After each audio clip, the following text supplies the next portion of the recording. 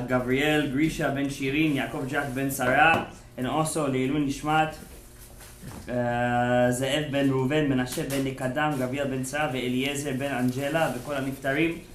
Ruach Hashem tenichem began Eden. Amen. Amen. I also want to dedicate our shiur for all the single people. Hashem should bless them, Does Hashem Yitbarach, to find their zivug. Amen. There's nothing more important in the Torah than to get married. That's the most important mitzvah, as the rabbi could attest. Yes, Rabbi? The rabbi could attest. This is the most important mitzvah. The younger, the better. Yes. And I'll tell you something from the name of Rav Dov Cook. Rav Dov Cook. I don't know if you guys heard of him. There's some kind of tzaddik. He lives in Tveria, in Eretz Yisrael. You know, Tveria is the city of tzaddikim. Rabbi Akiva is buried over there. Rabbi Meir Baal Hanes is buried over there. Ramchal, they say, is buried over there.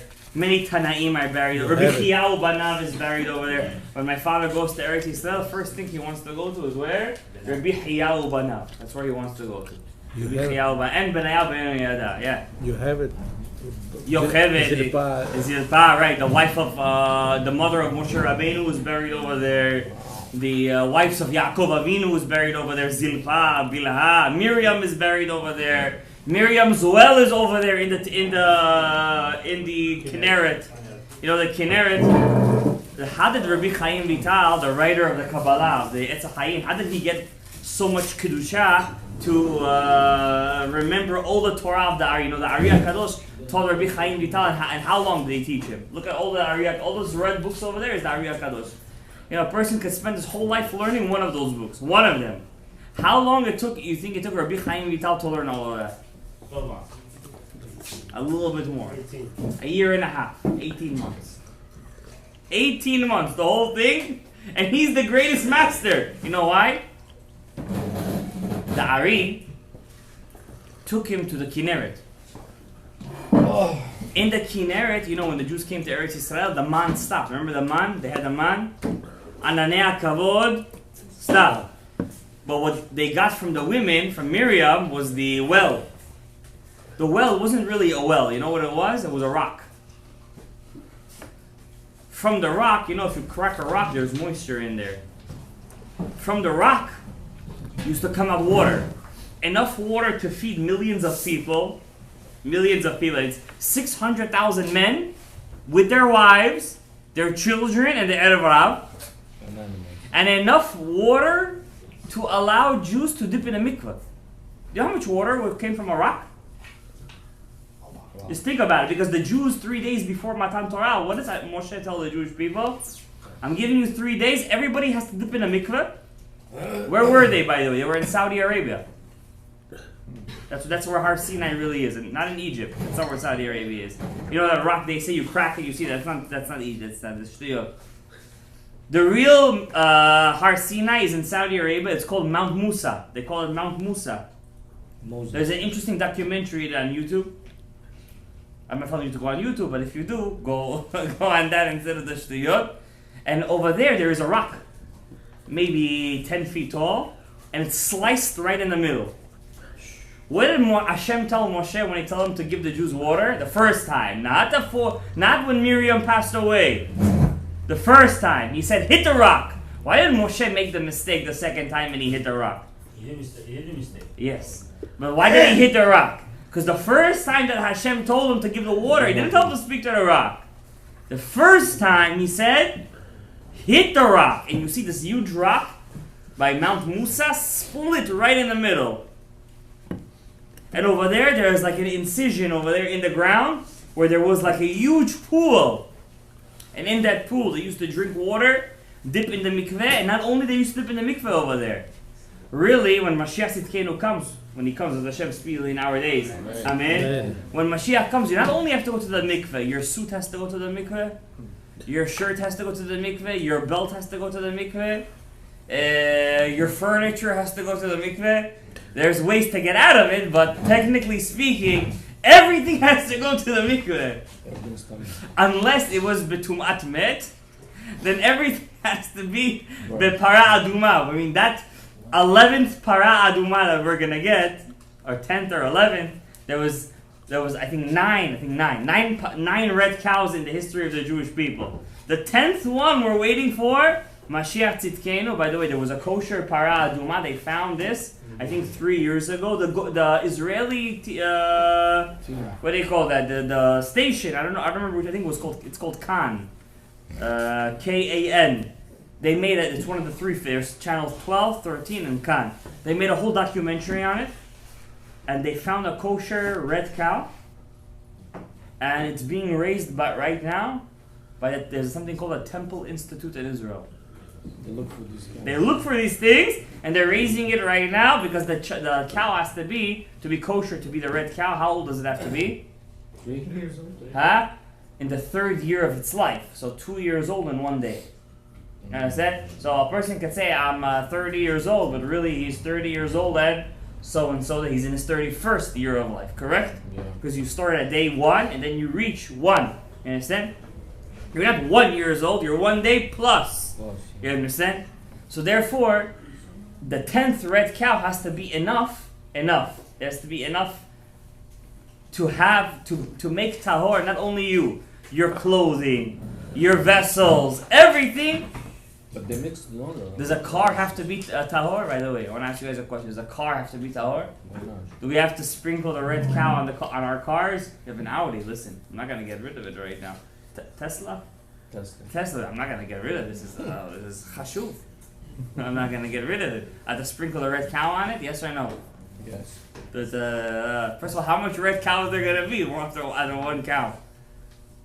The answer is you don't have to split. You don't have to spread it on the Tesla. Why? Because it's not meant to be carried. Anything that's meant to only be stuck to the ground and connected to the ground, the earth is naturally not mikabel tum'ah. Earth. What's the furniture then? Therefore, no furniture you move. If you move from apartment 511 to 322, you pick up the furniture and you move it, correct? If it's metaltelin, it's mikabel tum'ah. Your shirt, right? You could say, oh, human beings were meant to walk on the ground. We're not mikabel tum'ah. Your abu'im are mikabel tum'ah. You understand? Therefore, the cars, you ever seen people carry cars? Nobody's carrying any cars. Cars are meant to be, that's why, I'll tell you a little halacha of halachot nida. For the Sfaradim, Ashkenazim are machmir. If a woman uses the bathroom, asla, and in the after she gets up, she sees blood over there. Is she nida or not?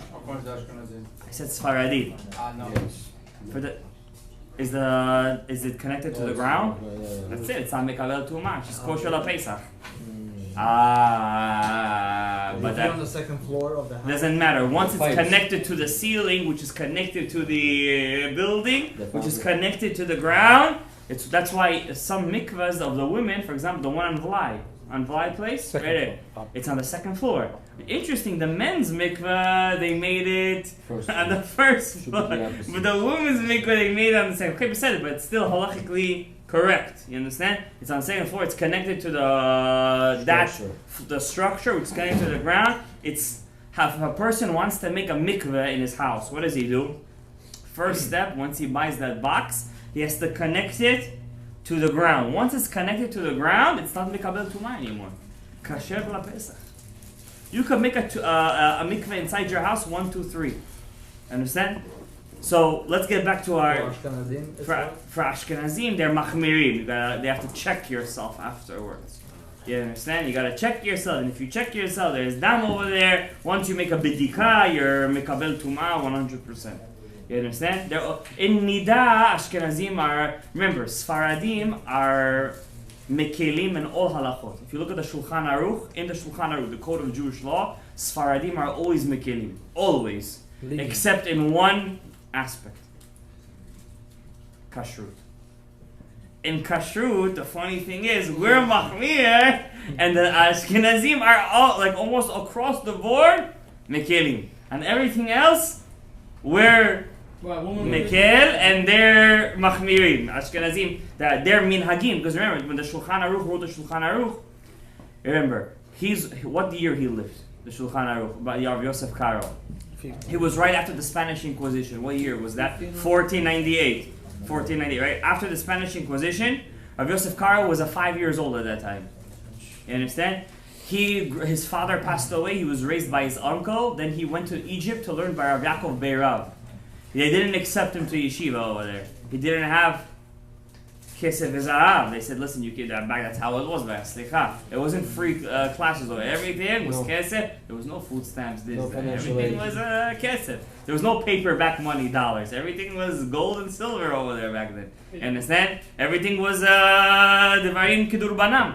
So Rav Yosef Karo, but he still was machshav Rav Yaakov Beirav as his chief rabbi. Even though he wasn't allowed to learn in his yeshiva, he wasn't allowed. He was machshav him as his rav. He was look at his anava. Look at his anava. And that's why he was chosen to write the Shulchan Aruch.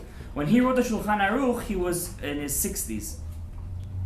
In his 60s. He lived over 80 years old. He had 3 wives. First wife passed away. Second wife passed away. Third wife was the one that stuck.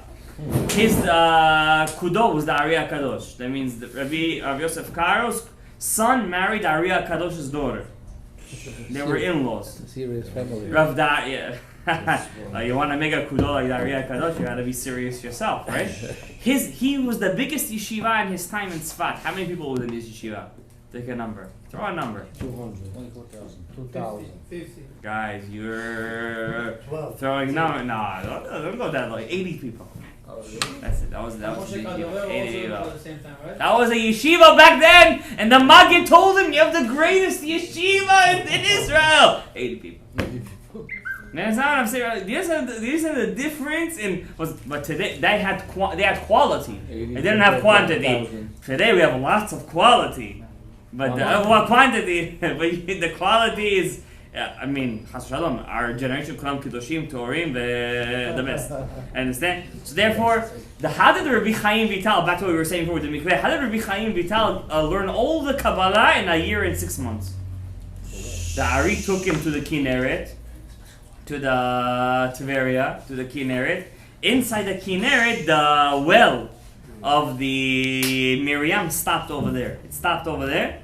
And the water till today is bubbling from the rock of the Miryam. Not always there. You gotta know the time. If you know where it is, Gabriel, listen. You take a spoon, you dip the water over there, shahakol niya bidvar with kavanot harashash, and then you drink it. You can get photographic memory. Ariya Kadosh, see the Rav Chaim Vital. You know how the Bukharians used to have a minhag back in the day. Today they don't do it so much. Chabad does it. When a guy gets married, a groom. They tell him, open up your belt, open up your thing, this, that. You ever wonder why they tell him to do that? Back then, the Bukharians used to have a minhag when the kelim used to go inside the hall. There was a woman over there with a needle. She was kabuta bi sewing the. You know why she used to do that? It's not neged ayin, it's kishuf. It's kishuf. Voodoo. It's voodoo. This is the biggest kishuf. Where did they learn it from? From Uzbekim. Where are they gonna learn it from? You understand? No, I didn't say Chabad does it. I'm just letting you know the Bukhari used to do it. Why they used to do that? So the woman should be tied with her husband. Like it's called kshira. But there was a backlash to that. The husband couldn't perform on the night. She tied it 2 times. They tied it, yeah, and then he used to have Zera Lavatala. So Rabbi Chaim Vital, he was having Zera Lavatala like this for 6 months. They tied him so tight. They did all this. They used to really know how to do it with all the Devarim, Kavanot, this, that. He made it Bukhari or what? And Rabbi Chaim Vital's first wife, her name was Chana. Bukhari? She used to give him hell of hells. In his personal diary, this lady took him to but by the way, she had Gan Eden with him because she supported him later on to write his Sfarim. So HaKadosh Baruch Hu is not mekapeach schar shum b'riyah. So they tied Rabbi Chaim really tight, right? You guys know what I'm talking about. And he wasn't able to do the zivug, and he had Chas Shalom. For 6 months he had like this, and it was a very big ba'aya. When Rabbi Chaim Vital saw him, he said, "You're gonna die soon. You're not gonna live your full life because in your previous Gilgul, you were the Maggid Mishnah." Who's this again? Rabbi Chaim Vital. He's the one that had the... Yes. The Ariya Kadosh's main student, the Gilgul, the Nitzotz of Rabbi Akiva. All the Kabbalah, this, that, all of Leshem, this, that, all of Rabbi Chaim Vital, everything. So he told him why. He said, your previous Gilgul was the Maggid Mishnah, Rabbi Vidal. his name was. Funny, his name was Rabbi Chaim Vital, and his previous school was Rabbi Vidal. Vidal from Toulouse, of Spain. When he was a young man, he said a woman came to him with the halacha of nida, and he wasn't too much inside the question, and he said, yeah, mutar, like this, and he knew who he is in halacha. He's quoted hundreds of times in the Beit Yosef. He was one of the greatest Rishonim. And that because of that Avera, you had the same test, but you fell again, and you had the power to break this test. Why? When you were a young man, Rabbi Chaim Vital's Rebbe was Rav Alshich, the Alshich HaKadosh. His book is so popular, it was translated by Art Scroll. Art Scroll doesn't translate books like that. Why do they translate Zera Shimshon? Because it's a world, one rabbi said, Sigula, boom, Sigula. The Alshich was translated by Art Scroll, it's serious. The Alshich writes, in the Alshich was Rabbi Chaim Vital's Rebbe in Pshat, in the regular Torah, not the Kabbalah. One time a woman came to him, her husband was lost at sea. So she asked the Alshich, can I get remarried? The Alshich student, this is when he was young, it was of Chaim Vital. So she asked the Alshich, she said, I think you're okay to go. Beseder Gamur. And the Chaim Vital was over there, and he asked him, what do you think? Mutar or Asur? At that moment, if he would have thought about the halacha and said Asur, he would have fixed the Magid Mishre's Avera when he told that woman that was a Nida, Mutar, he would have fixed it at that moment. But instead, what did he say? Mutar. At that moment, he made it even worse. He made it. And because of that, unfortunately, he fell into this thing. They did the kshira on him. So that's why today some Edot have the minhag to open up everything on the night of the wedding. Open up the button, open up the belt, open up everything. Sigula neged kshira. I don't think any person today knows how to do kshira. But there is such things, it's not uncommon to hear at first night of the wedding the groom doesn't perform. And it could be a result from the kshira. So by the way, it's Isur Deoraita. People who still do this today, it's a Isur Deoraita, it's a Mechashef. They're doing Kishuf, Chas Shalom. So therefore the Ari told him you're gonna die early. You're not gonna live a long life. And Rabbi Chaim Vital, what happened to him was, when he heard the Ari tell him that, he fasted for 3 days and 3 nights, wearing sackcloth. You ever wear sackcloth? It's the from the goat. From goat. I have this in my house. You have to wear it during Tikkun Hatzot if you want to do it kak palozana, as they say. You gotta do it serious. You wear that. Whoever wears sackcloth, by the way, he destroys the 400 soldiers of Esav. Remember Esav? He came to see Yaakov Avinu. Sackcloth is the hair, is the skin of goats. It's extremely painful. The Ari Kadosh says how many soldiers Esav came when he visited Yaakov, when he came back to 400, not 300. Abraham, not 300, 400. Those 400, to destroy them, you wear the sackcloth. That sackcloth, when you wear them, instead of making Esav, is called kash. What's kash? Hey. Kash is 100 plus 3, 400. When you wear the sackcloth, you're turning kash into sak. And you're destroying the power of Esav. Because remember, the Ari Kadosh quotes the Navi Ovadia the prophet, when Mashiach Tzidkenu comes, the first nation that must fall is Edom.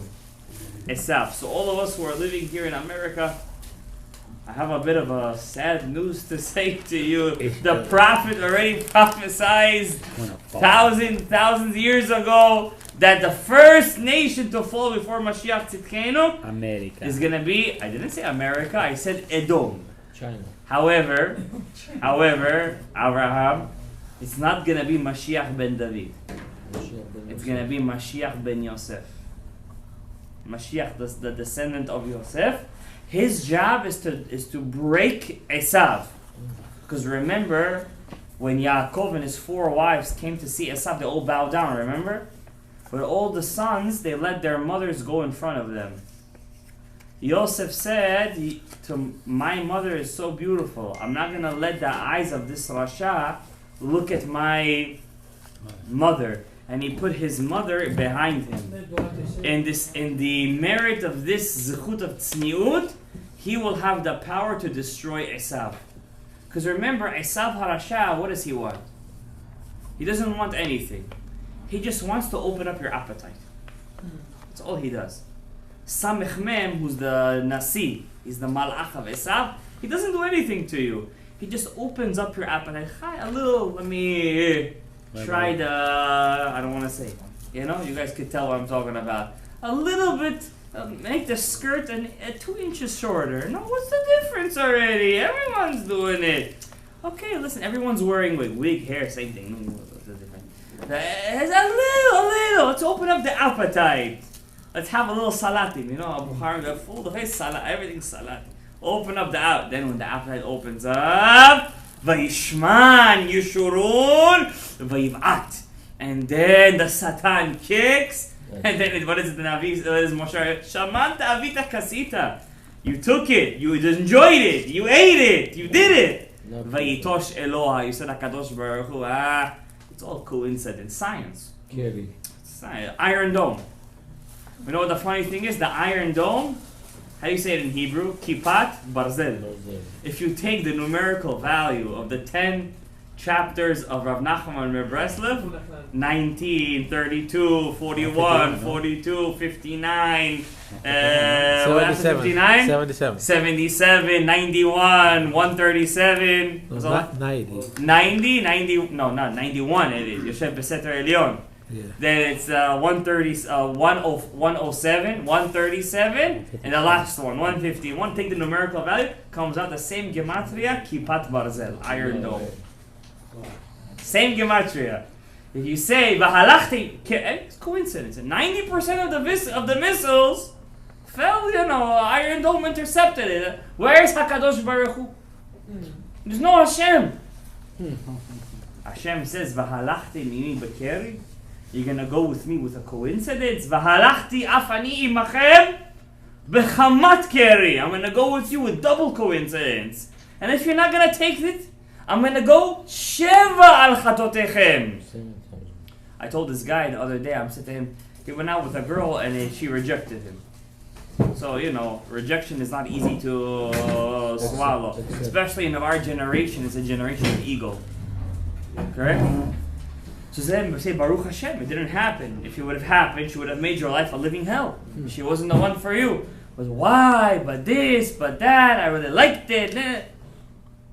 I told you, if you're going to go with Hashem Bekeri, He's going to go with you Bechamat Keri. Don't say it's a coincidence. See HaKadosh Baruch Hu and everything. The Belzer Rebbe used to say something crazy. The Belzer Rebbe used to say, when a person gets married, he makes a party. When a person gets rejected, he starts to cry. The opposite you have to do. When you get rejected, you have to make a party because Baruch Hashem, Hashem saved you from a shrew. When you get married, you have to start crying because then the real avodah starts. That's when you have to start davening to Kadosh Baruch Hu. Mimidbar. The Masechet Eruvin says Mimidbar matana. You want matanot? You want gifts? You got to go through the midbar. You gotta go through the desert first. What's a desert? You grow anything in a desert? What do they do in a desert? Just step on you over there. You wanna get matanot? You gotta turn yourself into a desert. The opposite of American society. You want something? You gotta break. You gotta fight. You gotta be the best. You have to steal. You have to cheat. You have to get ahead in life. Look at all the sons of Ham and Esav today. Every day, shashliki, shmashliki, and go. Take a stroll in Flushing Meadows Park. Every single day. Full. Ala ish, ala this, ala that. Until when? That's a Yetzer Hara. Shamanta, avita, kasire. What could be the greatest pleasure in life already? What is? Tell me the truth. What is it already? Food? The opposite gender? What's already the pleasure? How much could you do it already? A lot. A lot? How long? A year? 2 years? 3 years? But if you take the Torah, it comes from the Ein Sof. What's Ein Sof? The infinite. The pleasure is infinite. Why is the Torah not addicting? Because if it would be addicting, you would throw up afterwards. That's why Hashem says every day I wake you up as a new person. It really is addicting. It really is. For example, you ask me, every second I have, now I'm talking about myself because I'm just giving you an example. Every second, another daf, another sentence, another this, another that, another mitzvah aseh min Torah. Guys, whoever wears tzitzit over here, you know how lucky you are? Every second you're doing a mitzvah min Torah. Every second! You know how happy you have to feel? You know how enormous you have to feel? You wear tefillin. 8 mitzvot aseh you're doing. 8! The oraita, not the rabbanan. And if you think, let's say you're walking to the train, and every second you're thinking, I love Hashem, I love Hashem, I love Hashem, Hashem is so good to me, I love Him. Every second, the oraita, the oraita, the oraita, the oraita, the oraita, the oraita. Every second you say, wow, I fear Hashem, look what He created in this world.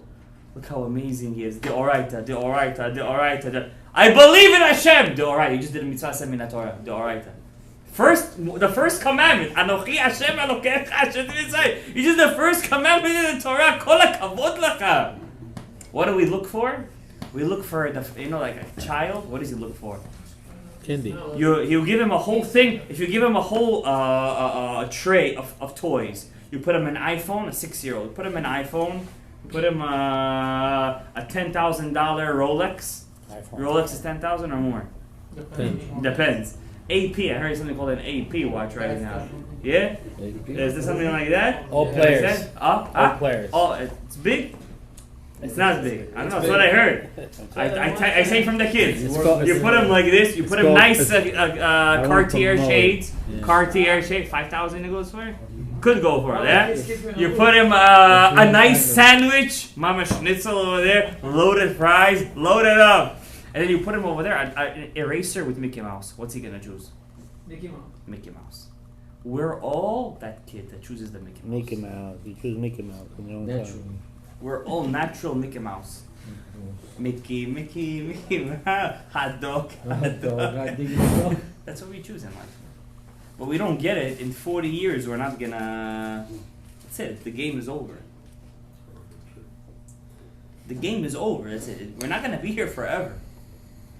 Unless Tchiyat HaMetim happens. And even when Tchiyat HaMetim happens, by the way, most Mekubalim, not the Ari doesn't speak about this, hold it's going to happen in steps. It's not everyone's going to get up at the same time. Hi, Zatzvitzi, good to meet you, nice to see you. Oh, you're my grandfather, nice. No. First Tzaddikim are going to get up in Eretz Yisrael. First those guys, that's why does everyone want to be buried in Israel? They want to be buried where Tchiyat HaMetim is going to be. Other than that, the Zohar says you're not allowed to be buried in a place that you didn't die. You died somewhere, you got to be buried over there. But there's another Gemara that says where the Tchiyat HaMetim is going to happen. Where? Eretz Yisrael. I mean, it's a tough choice. But they're going to go for the Tchiyat HaMetim, am I right or wrong? You want to get up in the place where they're going to get up first. But who's going to get up first? First, Abraham, Yitzhak, and Yaakov are going to get up. Moshe, Aharon, Yosef, David, the big Shishki, the Ushpizin are going to get up. The big guys are going to get up first. All the Hebron going to All the Arabs are going, Muhammad is the last prophet. What's going on over here? Habibi, he was the last, I don't want to say. There's nothing going on over there. First, I'm telling you, and then Tzaddikim are going to get up. Only in Eretz Yisrael. Even the Rishaim in Eretz Yisrael are going to get up before the Tzaddikim in America. Wow. Yeah, but Moshe Rabbeinu was buried outside, so... He had no choice. So is he going to get up at the same time as them? I don't know. He's the one that's going to bring us all in. I could say, I don't know to this one. He's the Moshe. I don't know, right? He's the Moshe. And not only that, the ones who are buried b'chutz ha'aretz, He's the Moshe. what do you think is going to happen? Hashem is going to make for them tunnels. Tunnels. They're gonna roll. Oh my God! How long are we gonna be rolling for over there? 40 years. Yeah. How many miles is between us and 5,000 miles? Give or take more. I think more than 5,000 miles. A bit more. Imagine rolling for 5,000 miles. Israel? I don't think any of us. Yaakov Avinu, by the way, he's made Yosef swear. Not a regular swear. B'tzkiah, he made him swear. You're not burying me in Egypt. How many miles are there between Egypt and Israel? For the love of God, they're neighbors. 57 miles. For the love of God, they're neighbors. They're neighbors. Next door. They're next door to each other. Yaakov said, you're not burying me over here. I'm not moving an inch. Wherever I die, that's where I get up. Do you understand the difference, Rabotai, between the Afar of Eretz Yisrael and the Afar of Chutz La'aretz? The Gemara says every Talmid Chacham in Eretz Yisrael is worth double of a Talmid Chacham in Chutz La'aretz. But when we go to Eretz Yisrael, we're worth double of them. So really, we're times 4. That's our right. Whoever keeps the Torah over here, you know what you could become in Eretz Yisrael? You could become a giant. But remember, whoever is not worthy of living in Eretz Yisrael, what does Eretz Yisrael do to you? Spits you out. He spits you out. Good night, Because the earth is alive over there. What do you think it's doing to all those Arabim over there? It's spitting them out. The time comes for it to say, Halas, it's time for to build a Beit HaMikdash. It's time to bring the Korbanot. It's time to do what we have to do. Back to Rabbi Chaim Vital. How did he get all of his Torah? From 1 spoon in the Kinneret. The Ari HaKadosh gave him 1 spoon in the Kinneret. He said, Shahakol niya bidvaro on it. All of his head opened up just from that one. Imagine what the Jews were in the desert. Forget about the water of the Miryam. The man! The man! Now I'm going to tell you guys something crazy right now. In this week's parasha. Something should freak you. You should be thinking about this till Shabbat at least. This week's parasha is a crazy parasha. Parashat Beha'alotcha, the Torah says, the Gemara says in Sanhedrin, the Torah was really supposed to be 7 books. 7. Not 5. If you look, pay attention in this week's parasha, I think Aliyah Shishi, you're going to see 2 opposite nuns. And in those 2 opposite nuns, you have psukim in there, like 2 or 3 psukim. We say these psukim when we open up the Echal. Aaron vayomer Moshe kuma Hashem vayafutz oivecha. In these 2, the Zohar says those were supposed to be a book within themselves. It comes from the Torah of the future. Because everything is 7. Not 5. 7 it's supposed to be. So it's a very amazing parasha. Beha'alotcha, Aaron HaKohen lights the menorah. You know, the Kohen, was Aaron a Kohen Gadol? Yes or no? Mm-hmm. Yes. His sons were regular Kohanim? No. Yes. Grandchildren regular Kohanim? Yes. A Kohen Gadol, the halacha is, if he wants to, he could do any job in the Beit HaMikdash. Any. In the Mishkan. If he doesn't want to, he doesn't have to do anything. All he has to do is bring his personal korban every day. Aharon HaKohen, till the day he passed away, he did 1 job in the Beit HaMikdash. He lit the menorah. That's why the Kubalim say, you want a sigula? Back then there was no electricity. There was menorot in the shuls. Buy the lights and the oil for the menorahs in the shul. Sigula, for having kids, for finding zivug, everything. If you want a sigula, put the lights on in the shul. Light candles inside your house. Vayehi beha'alotcha et haner. What's beha'alotcha? To raise up. A fire, a flame, what's its natural teva? It goes up. Ner Hashem, nishmat Adam. Your soul is the candle of God, is the flame of God. That's why in your soul you have in the fire you have different colors. 3 colors. Fire, red, yellow, gold, blue. And you have the ptila. That's connected the 5 parts of your soul. Nefesh, ruach, neshama, chaya, yechidah. Your soul is a flame of God. So in this week's parasha you have crazy things. And I'm going to tell you a Rashi. You're going to feel a little bad when I say this.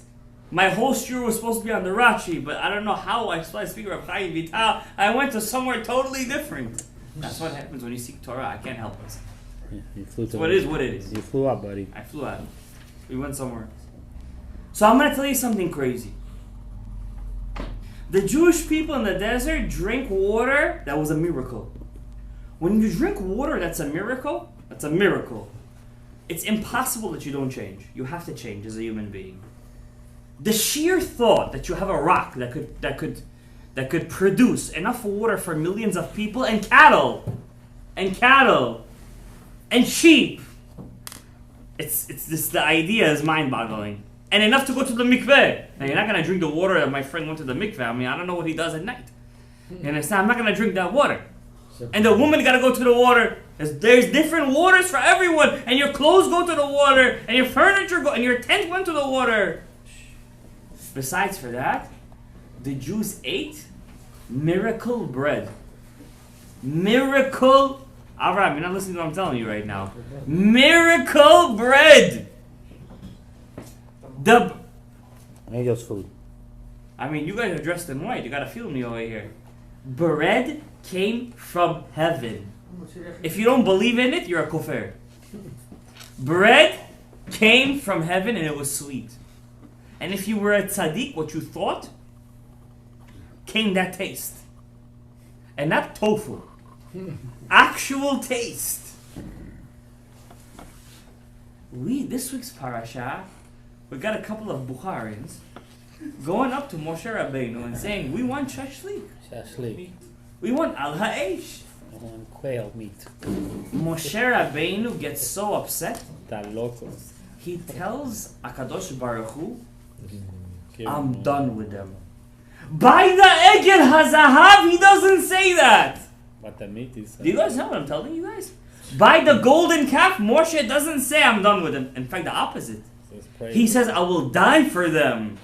But when it comes to this, Moshe says, I'm done. I can't. Did I give birth to them? Did I give birth to them? Are they my kids? Leave me alone. I don't want them no more.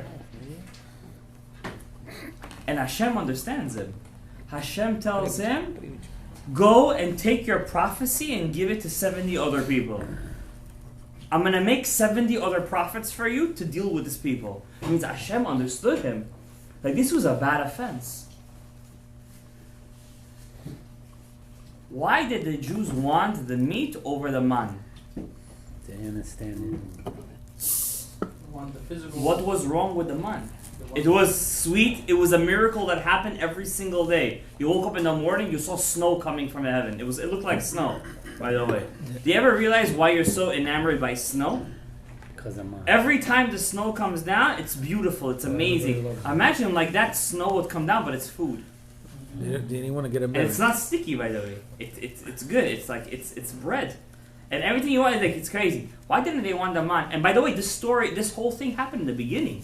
Not in the 40 years, in the end. Right away. You know why? They didn't want to get embarrassed. Who?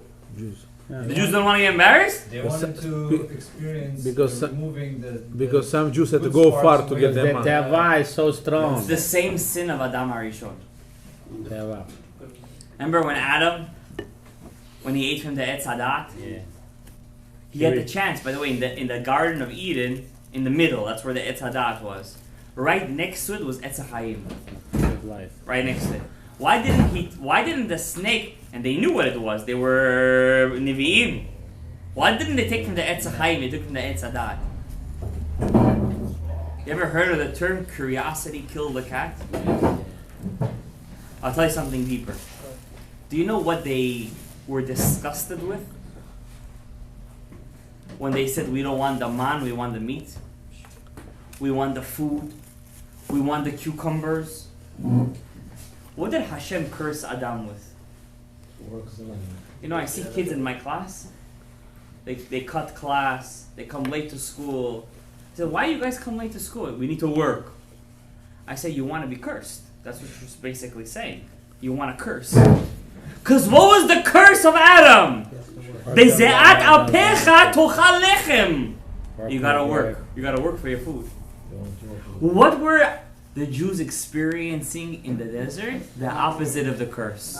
They just went like this, And he came down. and the ochel went down to the mouth. So beautiful. What were they basically saying to Hashem? We want to redo Or Adam. the sin Or Adam. of Adam Arishon. Manya. They were in a tikkun state. They were in the tikkun state already. All that was left to do is to go inside Eretz Israel. And if they went in with Moshe, till today we would be eating man. We would wake up in the morning, we would have the man, we would go straight to the base medrash, we would learn Torah, and our minds we would see what we're learning. We would feel it, we would be prophets. They didn't want that. They want to work. And don't think it's crazy, because our kids are the same way. What do they want to do? Work. They want to see the green. They want to see the mula. They want to see the dinaros. They want to see the kesef v'zahav. But I'll tell you something even crazier now. Lubavitch Rebbe says this.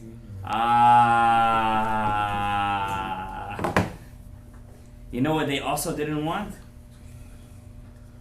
The man compared to the meat was the difference as Kabbalah as to his Gemara. When they learned Torah, they didn't want to learn it easy. They didn't want to see God right away. You know what they wanted? They wanted to toil in the Talmud. They wanted to break through the Klippa. They wanted to work. Hashem said, I'm offering you what? I'm offering you complete Torah. I'm offering you something free. Know me for free. Do you know why Hashem created this world, Abraham? It's the first mitzvah in the Torah, to get married. But not, you should marry a woman. You should marry Hashem. We are the women. Hashem Kiviyachol is the male. He wants to marry us. He wants to get to know us. And we're working 6,000 years since the sin of Adam HaRishon, and get this, it's crazy, to get back to that state that Adam was, not after the sin, not after if you would have done the mitzvah, before the Averah. That's all what we're working for. To get to that instant, and then we're going to have the test again. But this time we're going to be geared with what? Information. That's why the Navi Zachariah says, Shnei shlish min ha'olam yamutu. By the way, this week's Parashat, God says, I'm taking all the nivu'ah you guys were supposed to get from the man, and I'm going to give it to 70 elders. What happens? 2 elders start to prophesize in the Machaneh, in the Tumah. What were their names? Eldad and Cousins. Meidad. Eldad and Meidad. Cousins. They had 2 prophecies, the Gemara and Sanhedrin says.